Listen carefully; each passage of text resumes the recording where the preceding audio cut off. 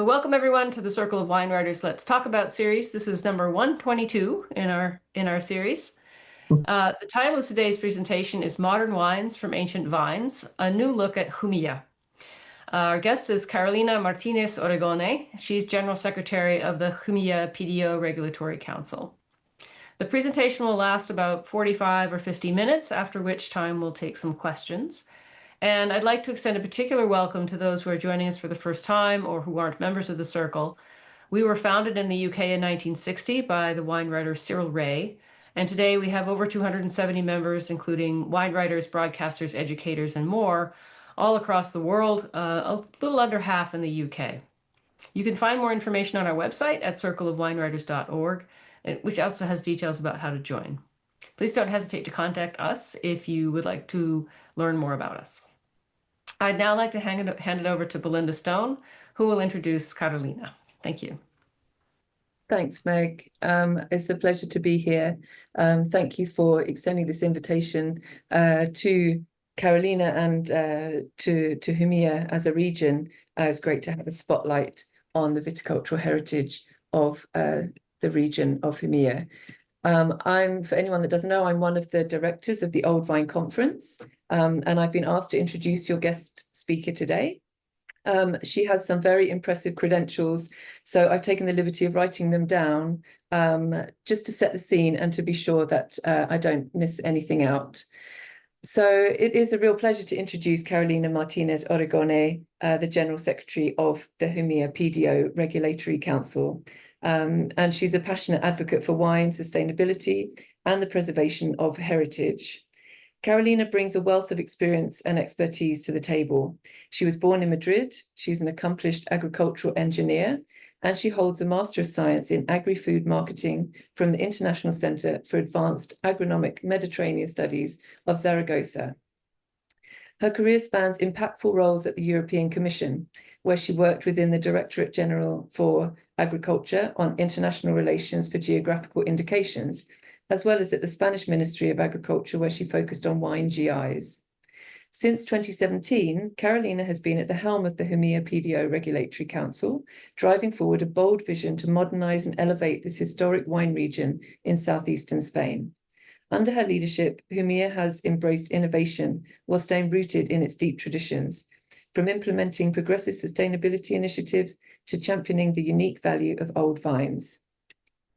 She's also been instrumental in establishing new regulations that officially recognize old vines as a protected term in the Jumilla PDO, a major milestone in preserving the heritage and identity of this remarkable region. Her commitment is further underscored by her involvement in the Old Vine Conference, for which we are particularly grateful, for her advocacy for the global appreciation of these living treasures. In today's webinar, Carolina will guide us through the fascinating transformation of Jumilla, one of Spain's most dynamic wine regions, and its signature grape, Monastral, a variety with deep historical roots and global relevance. She'll explore how Jumilla's Monastral stands alongside its international counterparts in places like Bandol and Australia, and she'll explain how the region is securing its future through cutting-edge viticultural practices. Following 3 years of extreme drought, Carolina will also share Jumilla's proactive response to climate change, including water-efficient viticulture, organic and biodynamic farming, and how Jumilla's distinctive terroir continues to foster both resilience and exceptional wine quality. I'll now hand you over to Carolina, who will start her presentation. Thank you, Belinda. Hello, everyone. Good afternoon. Thank you so much for being here. Thank you very much to the Circle of Wine Writers, and special thanks to Belinda, who gave us this opportunity to be here to the Jumilla wine region to try to show you what we're doing in our region. I hope you enjoy this webinar, and any questions you may have, if anything comes up during the presentation, I'm sure Meg will be seeing the chat if there's not something that needs to be explained or clarified. And if not, at the end of my presentation, we will be able to share some comments. I'm seeing that we have We have some. There's some people I know that have been to Jumilla a couple of months ago, or even less. I see Pam Strayer wearing our Jumilla hat. You look great. David Harker, I think he's also online. He was part of our first Jumilla Wine School, Jumilla Wine Educator program that we started this year. And to the rest of you, hello and welcome to this, hope that interesting session about Jumilla. I'm going to share now my screen so you can see presentation. Hopefully it will work.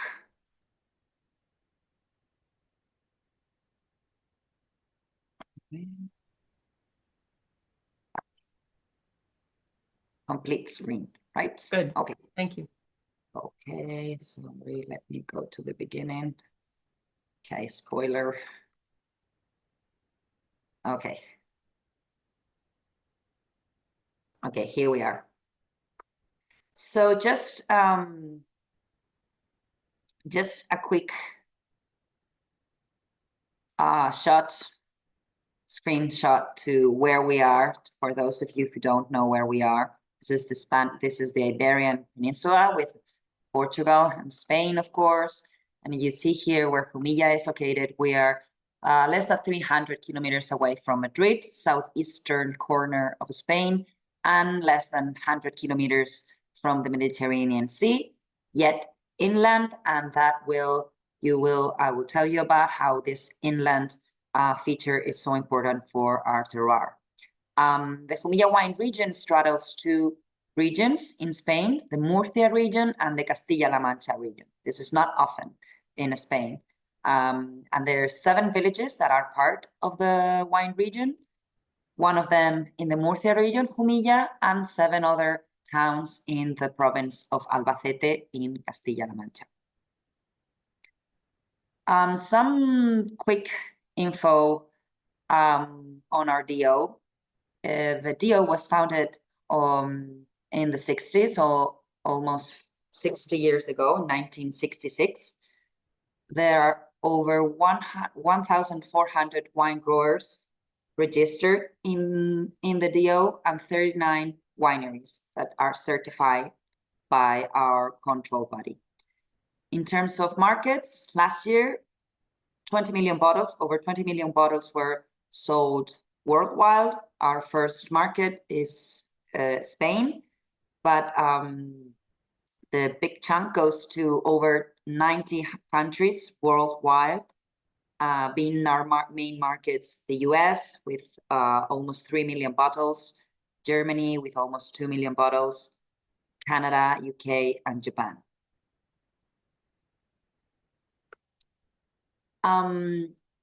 What has redefined the Jumilla identity throughout world-class expressions of monastrell is the millennia-old history we have in our region that dates back over 5,000 years ago. In the 1970s, if I'm not mistaken, these Vitis vinifera grape seeds were found in an archaeological site very close to the Jumilla town that are one of the oldest remains of Vitis vinifera worldwide. Then in the Bronze era, Bronze Age, and then with the Iberian civilization, which was the indigenous civilization in Spain, together with the Celts, when they met the Phoenicians and the Romans throughout the Mediterranean, of course, all the culture, the Mediterranean culture of wine was mixed with the Iberian own culture, and wine flourished and vines flourished in the region. This happened for centuries, even during the Muslim domination of the peninsula that lasted in our region for over 800 years. But during that time, wine was still made, vines were still cultivated, and this was sort of at a sort of household scale. there was trade, but very regional. It wasn't until the 19th century when the phylloxera plague devastated the European continent, the European vineyard, when the opportunity for Jumilla suddenly appeared, because Jumilla, during the phylloxera plague, remained as an oasis for vineyard. Our region was almost untouched by the plague, thanks to our very unique agricultural conditions and soil and climatic conditions. So the vineyard was still growing, still producing.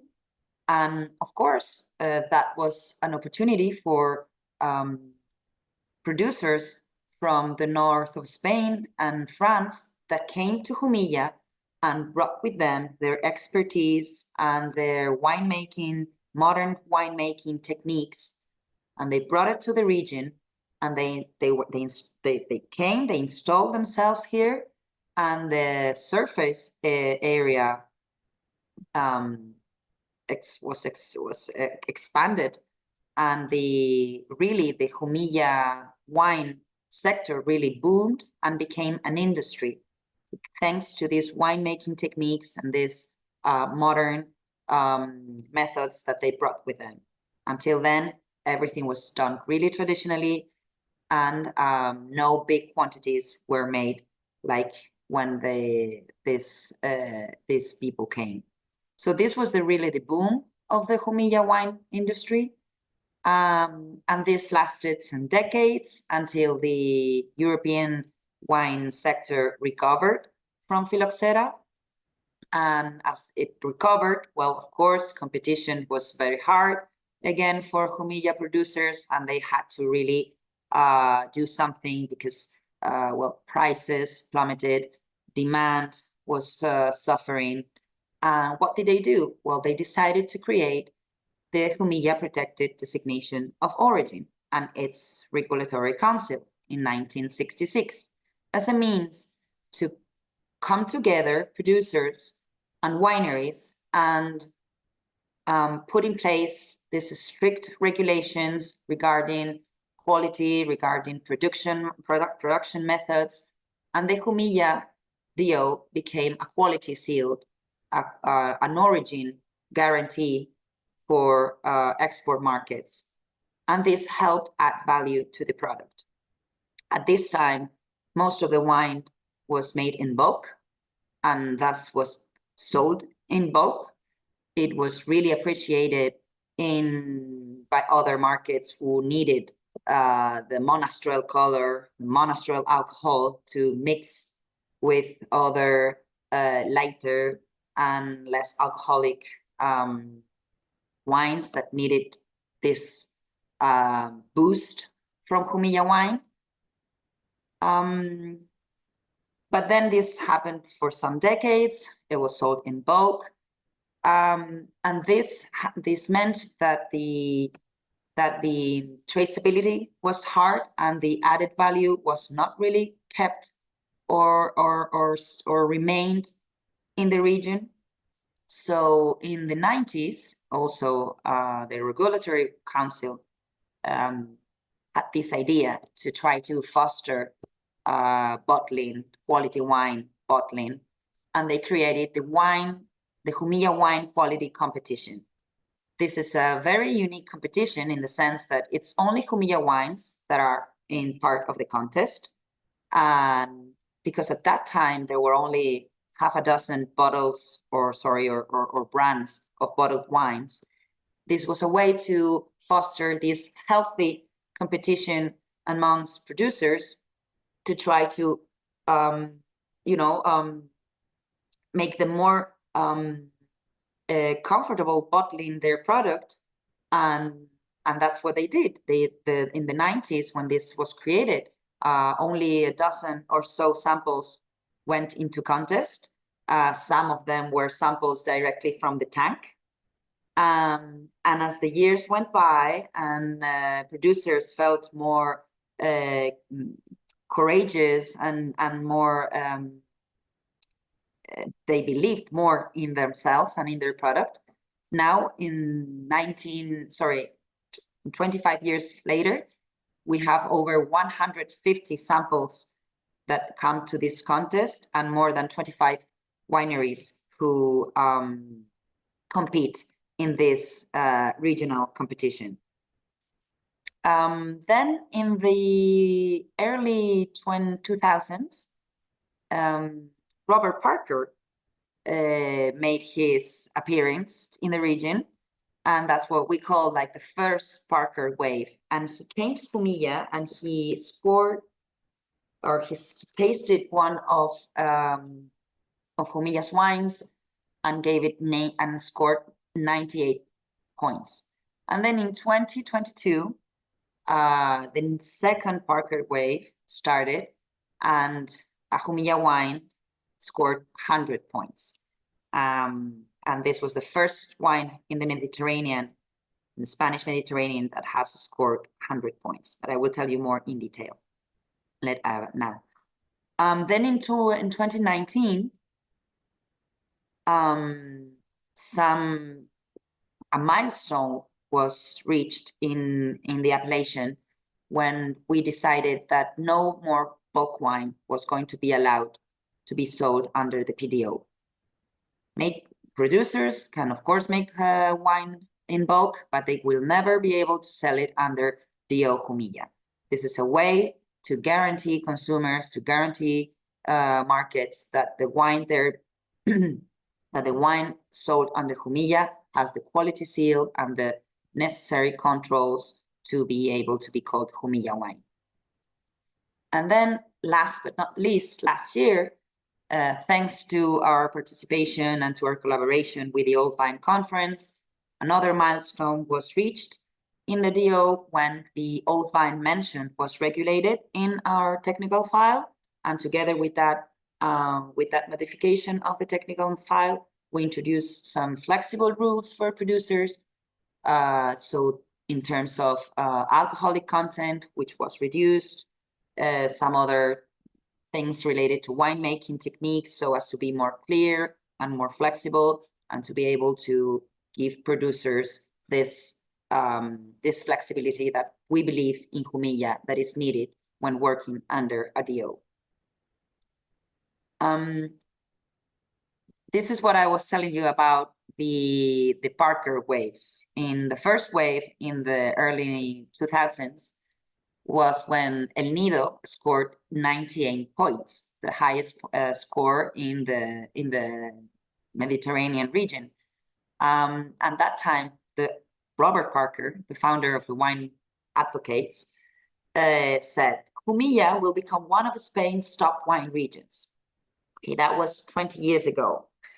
20 years later, I think we kind of reached that, or almost reached, I hope, that status of top wine regions in Spain. It took us more time than anticipated, but the good thing is that at least we can say now that Jumilla is widely recognized nowadays, and that's thanks to the work of wineries such as Casa Castillo, who in 2022 scored 100 points with the Pie Franco 2020 vintage. And that year, Luis Gutierrez, who is the Wine Advocates taster for Spain right now, that's when he stated that the time for Mediterranean wine has come. And we do think that finally it has come. Of course, we know that other wine regions are older, have older or more prestige or more recognition that comes from years and years of making great wines. But I think that the time for Jumilla and for our Mediterranean wines has finally come. Okay, now just to talk about how Jumilla wine and Monastrell fit in a global context in the wine industry, compared to other regions such as Bandol or Australia. Here's what Jumilla makes. We make still wines, only still wines, mostly red, 90% of production, but also rosés, mainly Monastrell, of course, some whites with very good upcoming premium wines made from Airén, for example, our native grape, but also some foreign grapes which have adapted very well to our terroir. Amazing sweet wine, which are our prestigious sweet Monastrell.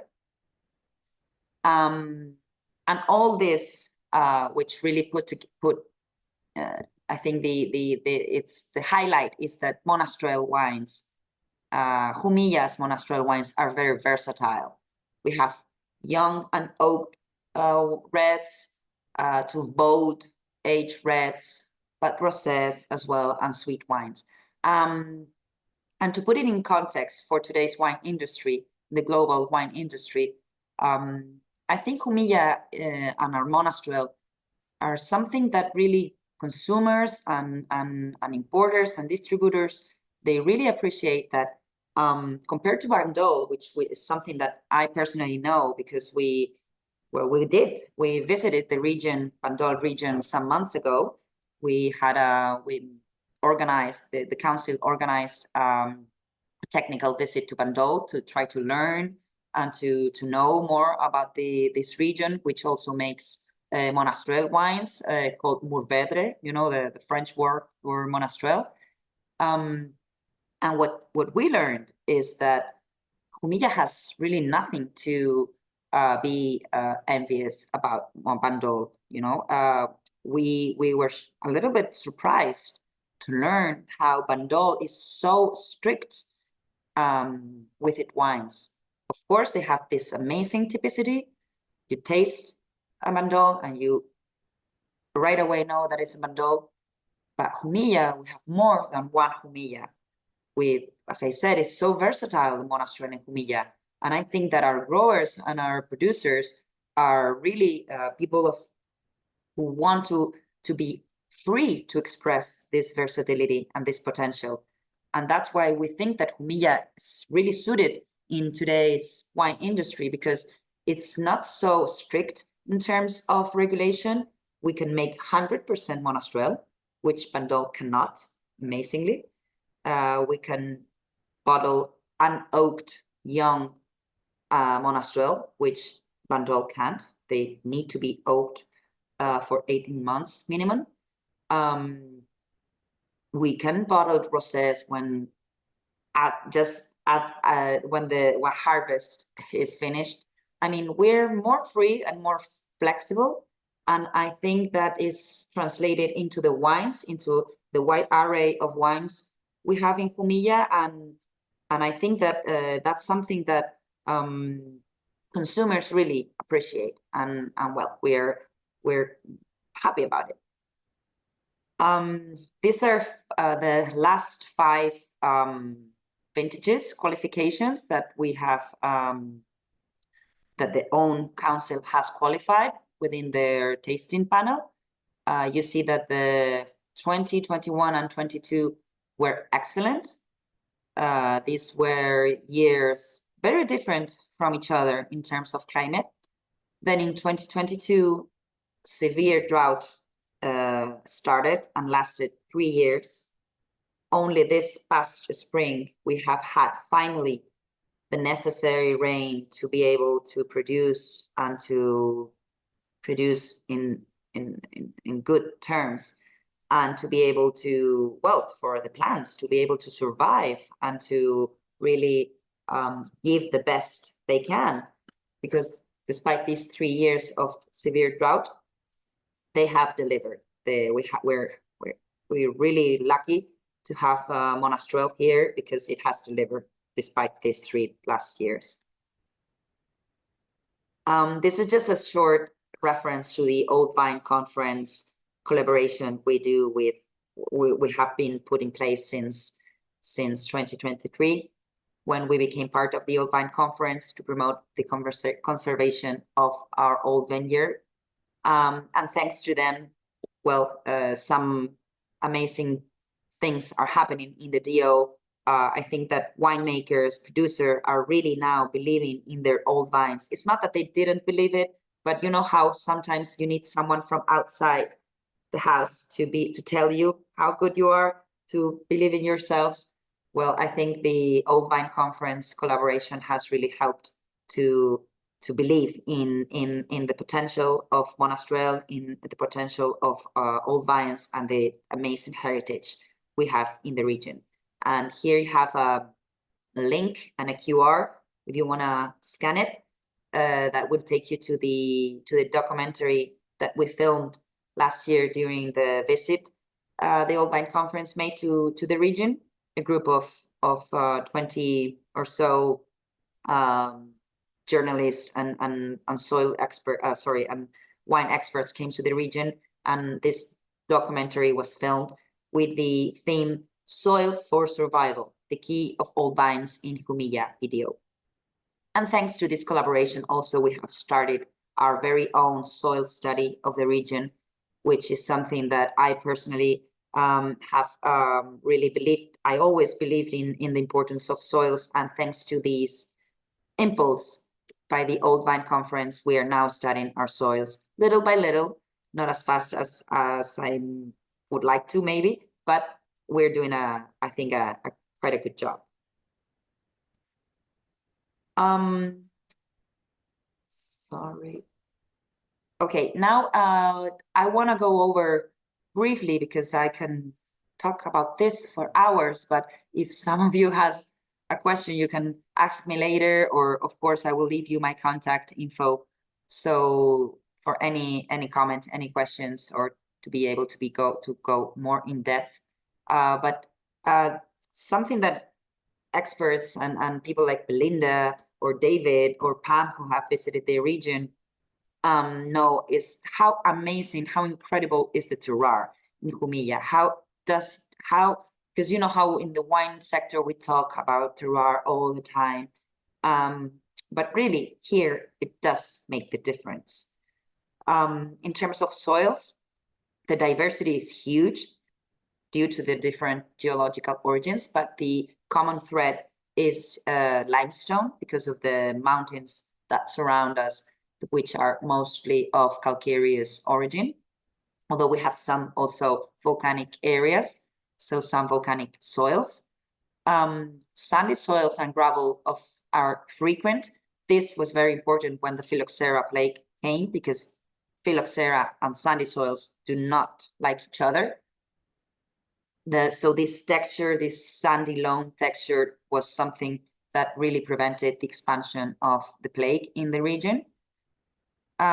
So limestone, sandy soils, but more importantly, the depth, how deep are the soils. Here you can see some pictures of the soil pits that are digged in this soil study we're carrying out. And one of the conclusions of each soil pit is that all soils are medium to high deep. This is really, really important in an area where rain is so scarce, and where the Monastrell is mainly cultivated in bush vine, non-irrigated. So the roots need to explore as deep as they can to try to find the minimum levels of humidity needed to survive, right? So this depth, this soil depth, is key.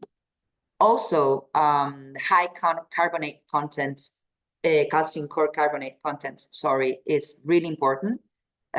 Also, these frequent petrocalcic horizons are also very important to keep this vessel, this cooling vessel effect. You know how you traditionally, well, in the countryside, when you drink from a vessel, from a clay vessel, how the water is cool inside, thanks to, well, this is all that thermodynamics. Well,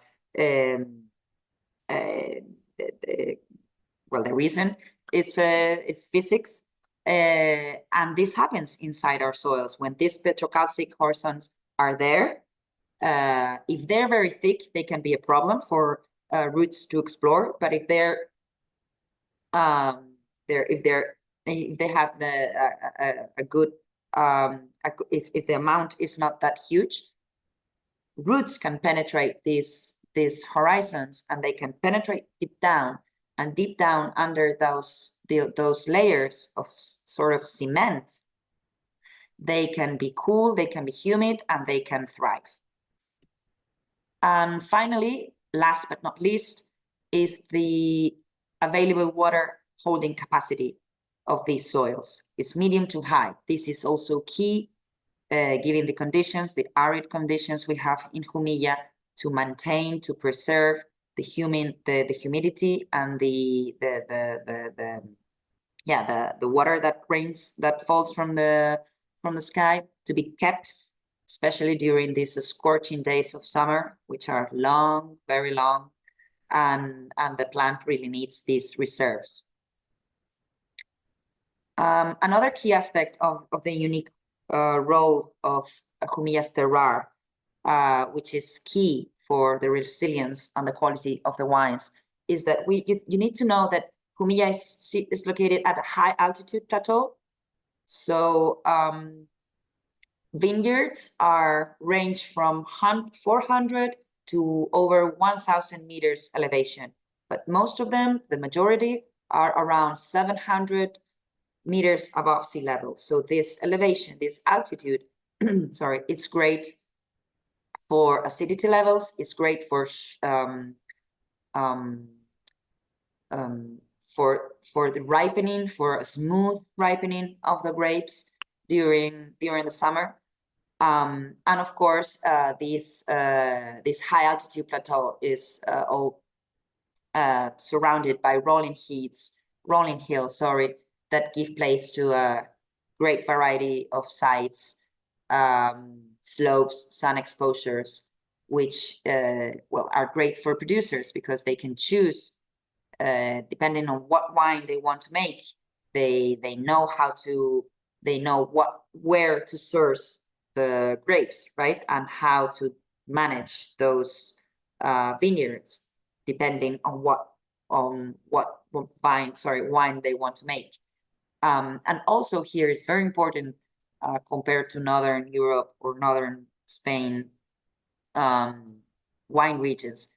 Here we have a lot of sun. We don't need more sun. So actually, shaded vineyards are really trendy, let's say, and they're really sought after, because shaded vineyards, we have studied that they receive at least 20% less solar radiation than vineyards located at other sun exposures. So in order to make the wines that are now more demanded, more fluid, less alcoholic, more delicate, well, these shaded vineyards sure play a key role. Regarding vineyard,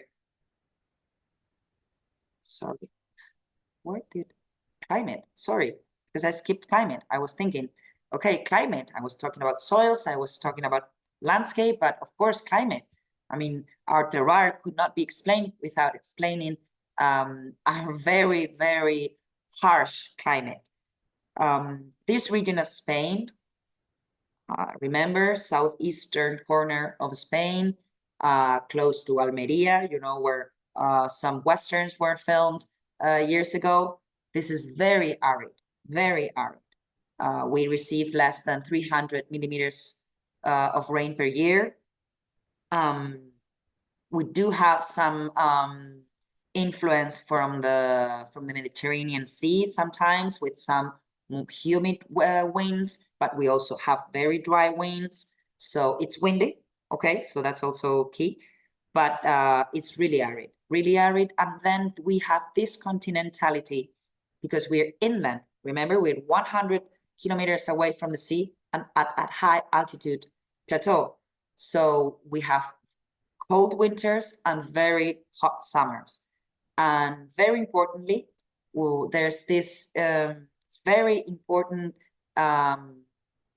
deviation of temperature between day and night, which is, as you all know, key to maintain and to achieve better, to achieve the freshness, the acidity levels that good wines, good quality wines need to especially to age well.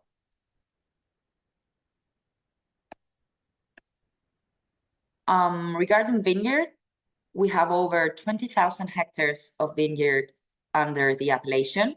This is roughly a little bit less than Ribera del Duero, to give you an idea, and like, I don't know, 3 times less than Rioja. Most of it is red grape varieties, Monastrell, you may know, with some white grapes also. Here at the right, you can see all the varieties that are authorized in the appellation, from Monastrell, Garnacha Tintorera, or Alicante Boucher, Garnacha, but also some foreign varieties such as Syrah or Petit Verdot, Cabernet, and whites as well are native Airén and Moscatel, Macabeo, and some foreign varieties such as Viognier or Verdejo or Chardonnay. Very importantly, 20% of the vineyard is at least 30 years old, and we have over 1,000 hectares of ungrafted vines, the Pie Franco vines, because as you heard, Phylloxera here really didn't harm much. And very, very low yields, around 2 kilos per vine, 2,000 kilos or 3,000 kilos per hectare. Our viticulture is really traditional. Most of the vines are goblet pruned, short pruning, dry farm, very far away from each other, so the density of the plantings is low. Organic farming is the norm here. The conditions are ideal for organic farming, very low in inputs, and with some work done regarding plowing, such as superficial tillage, to try to break the capillarity and prevent the evapotranspiration of water during the summer days. Monastrell is, of course, the queen of the DO. It's our heritage, it's our future. This is the Mediterranean, a native grape variety of the region. And Jumilla is proudly the reservoir, the world reservoir of Monastrell. Over 25% of Monastrell is in our region. So we are very proud, but also feel the responsibility that comes with such a fact. It covers around 70% of the vineyard, of the surface of Jumilla, and is, of course, the best adapted to our terroir. If it's here, and if it has been here for so long, and producers still trust it, is because it's really a hero that can really thrive under the very, very extreme conditions of climate and soil that we have. It can resist heat waves, it can resist droughts, as we have seen during the last years, and it just can really thrive in an area like Jumilla. And what really makes us different from other monastrells in the world is the continental climate that we have here, with this diurnal temperature range, is what ensures that the freshness and acidity is maintained, as I explained later before. And this is something that we learned also with our French colleagues in Bandol, that they were quite envious about our acidity levels. They sure would love to have the acidity levels we have here. Old Monastrell is really, truly a heritage that we need to preserve, and we're trying to do the best we can in the Regulatory Council to try to preserve it, and to try to promote it, and to try to elevate the wines made with these old Monastrell vines, which are 90% of all vines are Monastrell. and most of them are ungrafted plants. And something that we've discovered also during our soil studies is that they can live and thrive with huge, in soils with huge contents of active carbonates, up to 25, 30% contents that we know that commercial rootstocks of for grafting would never be able to live and to thrive under these conditions. They may live, but deliver mediocre quality and for sure not last much time alive. So as I mentioned before, old vine is now a protected mention under our technical file. We decided that the threshold would be 30 years. Why? Not because we think that we're younger than or better than anyone else.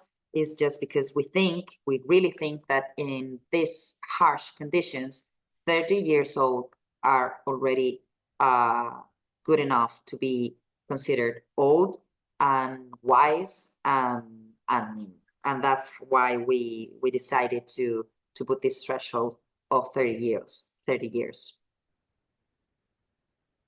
And finally, just a couple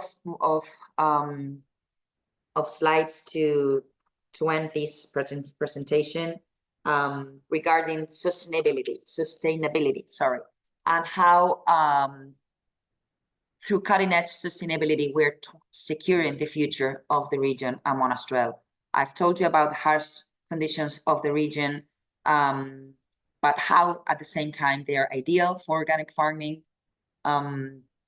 We producers have also adapted some of the biodynamic practices lately. Some of them are certified as biodynamic, but some of them are not certified because the real it's really tough to be 100% biodynamic when biodynamics works or was, sorry, something more conceived for the northern parts of Europe and well, here in the region does. Maybe some of the practices don't make so much sense, so they're adapted to the traditional practices here.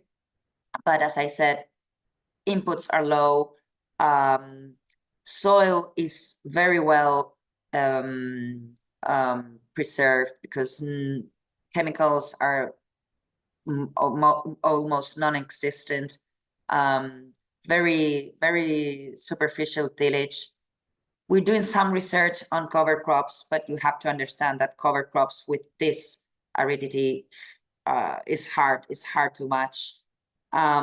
We're also researching on selecting monastrels, different clones of monastrel, because we need to preserve this genetic diversity to be able to adapt and to live with this climate change that is really everywhere, but we are really at the limit of desertification in this area of Spain. This is a really hot spot for climate change because deserts is really coming up and is going to invade everything if no other crop like vineyard is still going. So water efficiency is a must here in the region, and thus producers really struck until the last drop of water when they use drip irrigation, but most of the vineyard is not irrigated, so in the field that's not a problem. And then in the cellars, every drop is really worked throughout recycling and reusing of different waters during the winemaking processes. And then in the DO, we are also trying to foster training on sustainable practices. For example, respectful pruning we've been working on lately, working on training on plagues such as the green mosquito, which is a new plague for us, but we need to really understand how to fight this plague with organic practices. Because the climate in the region is good for organics, because we don't have much pest appearance, but we do need to work on this. And finally, this is how Jumilla works forward thinking, trying to respond to climate change. We're very committed to our organic practices. We're very committed to working and preserving our soils, which we know that are key for the survival of the plants and the quality of the wines. We're trying to work on our traditional monastrell, gobelet monastrell, and try to work the way to make them even more resilient to heat waves. This is a long cycle variety, which is an asset in this sense, but nevertheless, climate change is here, it's a threat, we know it's a threat, and we all, growers, sellers, governments, we all need to work on adaptation strategies to try to protect this amazing activity that is viticulture, and with the most amazing product delivered, which is Jumilla wine. And there, our monastrell vines play a key role with this genetic diversity I mentioned, the selection we're working on to preserve this diversity. And also in terms of new plantings, we're high altitudes, the northern exposures, the shaded vineyards I was talking to you about, to try to have these balanced wines that really put Jumilla in the world map of top wines. And yes, this is what we're working on, and initiatives like this help us tell the world what we're doing, what is going on in Jumilla, and where our sights are set on. I think I'm almost out, or even a little bit over the time. So thank you very much for your attention. And now if you have some questions, I'm more than happy.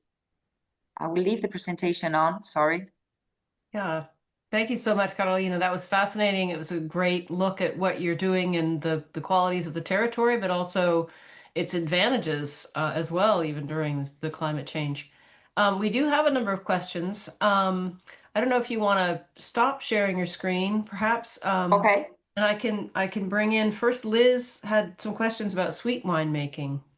Hello, that was great. Thank you very much. Can you tell us how the sweet wines are made? What production method do you use, and what do you see the market for them? Okay, we have two ways of making sweet wines: the naturally sweet wines with the natural sugar content, and then the fortified wines. Really, the sweet monastrell, our prestigious sweet monastrell, is this one, the fortified wine. The grapes are harvested a little bit overripe, but not yet raisin, in the field, and then taken to the cellar, and then that's when they're pressed and the juice is extracted, and then fermentation begins.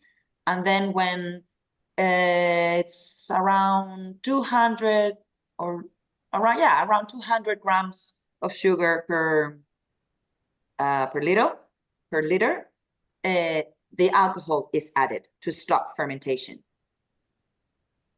right?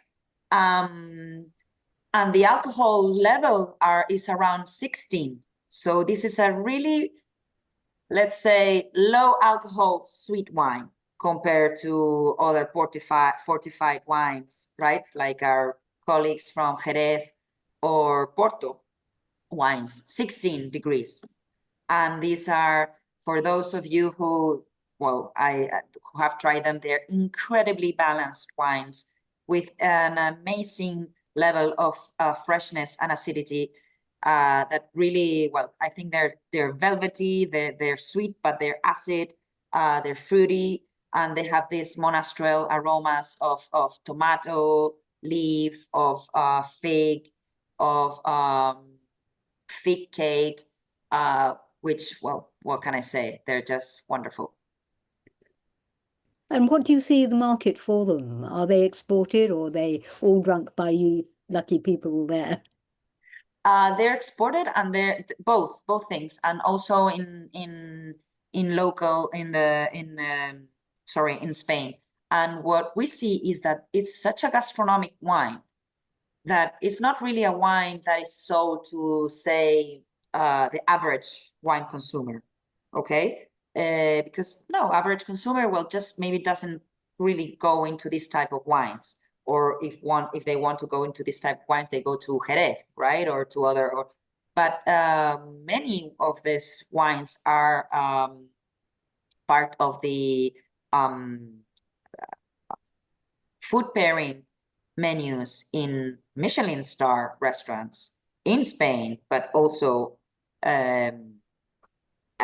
elsewhere. So I think the market is really, I would say, high level or Michelin star type restaurants, which really look for something different and for something that really delivers something different for their food pairings. Great, thank you very much. That sounds delicious, actually. Heather, you had a question about the rosé processes. Yes, I just wanted to ask Carolina, is there a sort of a more common way of making the rosés? Are they predominantly saignée or direct pressure, direct pressing rather, like in Provence? Both ways. I have to say that in the last years, the Provence style, as you may imagine, has expanded everywhere. And this method has really become very, very typical in our region. But our region years ago was more focused on sort of clarete style, clarete in Spain.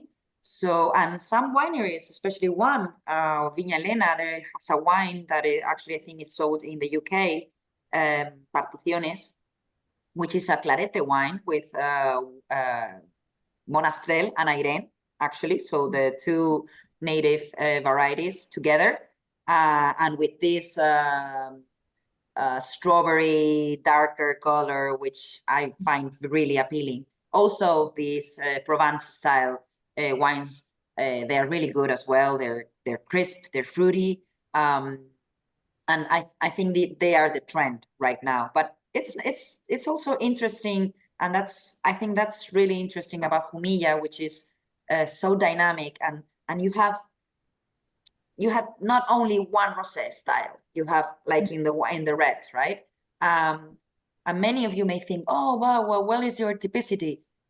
Well, our typicity is Jumilla. It's not the flavor or the tasting notes. It's just the terroir, the people who make it. That's the typicity. Okay. Thank you. Fantastic. So Pam, you've just recently visited. You have a couple of questions about old vines and then the polyclonal research as well. If you'd like to unmute and ask your questions. Sure. Yeah, it was such a pleasure to be there. I'm still looking at all my notes and all the many wonderful pieces of paper I gathered. But the wines were so outstanding. And I think that you're positioning yourselves in two ways. One is as a region with fantastic wines, and also as a model for climate forward thinking. And I have been talking to a lot of people in the United States here about Mourvèdre and what their feeling about it is, and how they can, if they're able to be persuaded that it is a climate forward move on their part. And there's a lot of resistance. There's some pockets of positivity and then some pockets of not so much positive. And they really talk about the yields being too low for them to consider it seriously. And of course, that is also a theme among old vine producers as well. But I think these were not old vine people. Well, I know they weren't.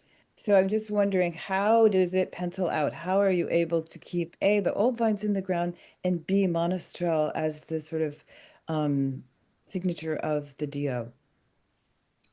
Well, regarding what you mentioned about yields, yields, from my experience, the time I've been here over 8 years in Jumilla, when I came, the first year I came, it was a humid year or wet year, the standard of the average rainfall, and the yields were almost 3 times the average yield we've had lately. So yields depend on rainfall.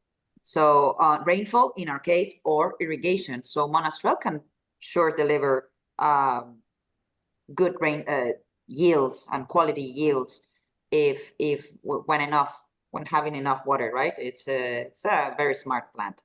And for us, Jumilla, we want to position Jumilla together with monastrell, but not only monastrell, because we've seen that other varieties deliver really amazing wines, native varieties such as Alicante Boucher or Grenache, but also foreign varieties such as Syrah, which, well, it works in the Rhone Valley. Why not in the Mediterranean part of Spain, no? But also whites. I forgot to mention that when I was talking about the Parker waves and how they put Jumilla in the map 20 years ago and a couple of years ago, again, finally, really in the map. I would like to highlight that last year, Tim Atkins gave 100 points to an Airén from Jumilla, from Bodegas Terrón. This wine is called El Cerrico. 100 points to an Airén. This wine is, well, what they call now an unicorn. No, it's hard to find. It's sold. But it's one of the best wines in Spain. White wines in Spain. And well, having places with like I don't know, Rías Baixas, Rioja, Rueda. Well, this is really David. David has it. Well, he has the unicorn. Lucky you. But is it full or is it from? It's recently purchased. I managed to get a hold of 3, so Wow. full Nutria if anyone's interested. Lucky you. David was lucky enough also to visit Bodegas Terrón a couple of weeks ago when he was here in Jumilla, and we tasted El Cerrico there. So, Pam, sorry, to go back to what I was telling you. It's not only monastrell, but of course monastrell is our signature grape. Is 70% or more of the surface is what it's been uprooted, but it's been planted again. So that means that producers still trust this grape. We have 100% monastrells, but we also have very interesting coupage of monastrell with, say, native varieties such as Grenache, but also with so Cabernet Sauvignon, one of the best wines in Jumilla, or most prestigious wine, sorry, El Nido, is a blend with Cabernet Sauvignon. So yeah, and in terms of climate change and the future of agriculture in Jumilla, I think there's no doubt that our faith, but not faith as a religious thing, it's just science. Because of science, we know that monastrell is the future. It's the past, but it's also the future.